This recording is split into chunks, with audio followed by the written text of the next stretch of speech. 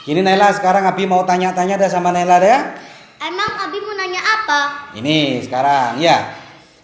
Kemarin tuh Naila ada orang ngomong katanya kalau orang pakai jimat, pakai doa-doa itu katanya musyrik itu Naila.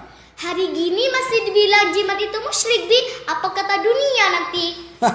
Iya dia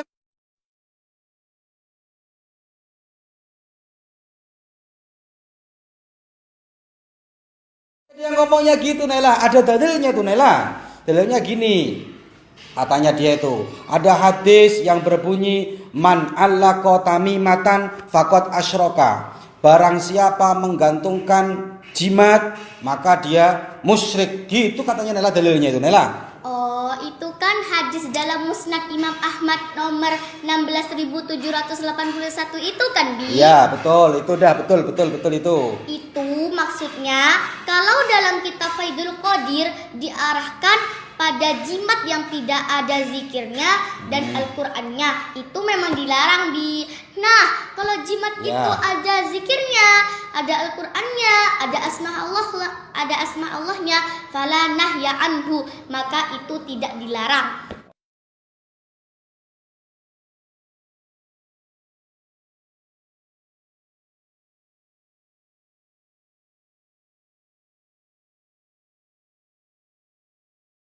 Oh, kalau ada asma Allahnya nggak dilarang. Iya, Ada Qur'annya nggak dilarang. iya.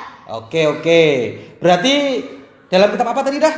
Dalam kitab Faidul Qadir. Dalam kitab Faidul Qadir. Berarti hadis itu diarahkan jimat yang tidak ada atau doa-doa, mantra-mantra yang tidak ada asma Allahnya.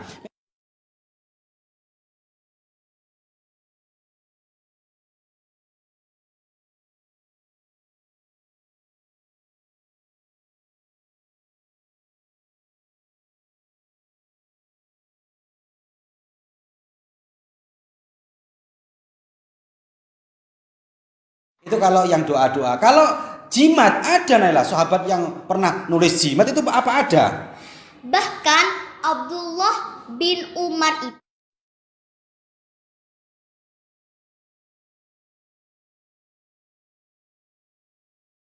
itu menulis azimat untuk dikalungkan kepada anaknya yang belum balik. Oh, itu berarti Abdullah bin Umar itu pernah nulis ajimat, jimatnya dikalungkan untuk anaknya yang belum balik.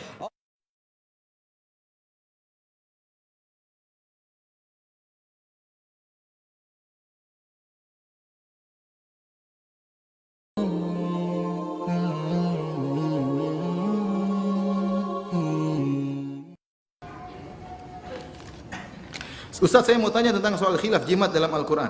Yang khilaf saya katakan jimat dari Al-Quran adalah jimat yang murni tertulis dengan apa? Al-Quran. Ini pendapat sebagian sahabat. Ya. Namun kebanyakan sahabat mereka mengatakan haram secara mutlak. Ya. Yang jadi masalah sekarang, ya, dan dalil-dalil yang menunjukkan haram secara mutlak lebih kuat. Ya. Ya, Rasulullah SAW mengatakan man ta'allaqa tamimatan faqad asyrak. Barang siapa menggantungkan jimat maka dia telah berbuat syirik. Rasulullah SAW tidak membedakan satu dengan yang lain. Yang kedua, Al-Quran itu dia berfungsi atau dia mujarab dengan dibaca. Ya, Al-Quran itu untuk dibaca. Oleh karenanya Rasulullah SAW mengajarkan ruqyah semuanya dengan dibaca. Tidak kita sakit apa? Al-Qurannya tempel di kepala terus. Enggak. Tapi dibaca. Al-Qurannya dibaca. Maka ini menunjukkan pengobatan dengan Al-Quran, ya.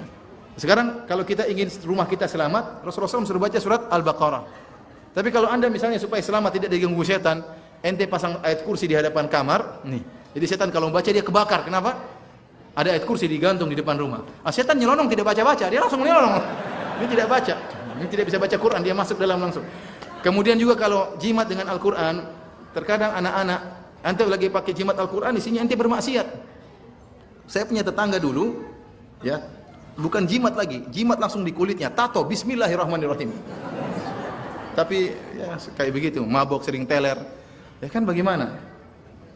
Ya, kemudian ente masuk dalam WC juga. Jadi Al-Quran terus apa di bawah. Jadi belum lagi kalau dipasang pada anak-anak. Akhirnya apa? Ngilernya semuanya kenapa? Al-Quran. Jadi imtihan adanya perendahan terhadap Al-Quran. Maka yang benar jimat dengan apapun hukumnya haram. Dan yang terjadi sekarang meskipun jimat tersebut ada Al-Quran, namun dia tidak Al-Quran murni. Saya punya teman, dia cerita sama saya waktu dia ke Afrika. Dia lihat banyak orang pakai jimat.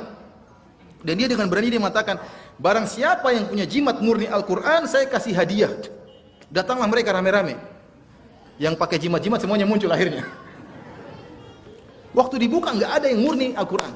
Entah ada yang ditulis di kulit binatang, ada yang dengan darah haid, ada dicampur dengan garis-garis, dengan kotak-kotak, dengan angka-angka. Tidak ada Quran yang murni. Ada yang hurufnya dipisah-pisah, ada yang ditulis terbalik. Jadi seperti ini. Makanya syaitan ingin apa? Talbisul haq bil batil, dicampur antara kebatilan dengan kebenaran. Jadi ada Al-Qur'annya, orang yang lihat, oh yang penting ada Al-Qur'annya, padahal ada kebatilan. Namun seandainya ada yang jimat Al-Qur'an doang, maka kita bilang masalah khilafiyah, meskipun kita merajihkan hukumnya haram secara mutlak ya.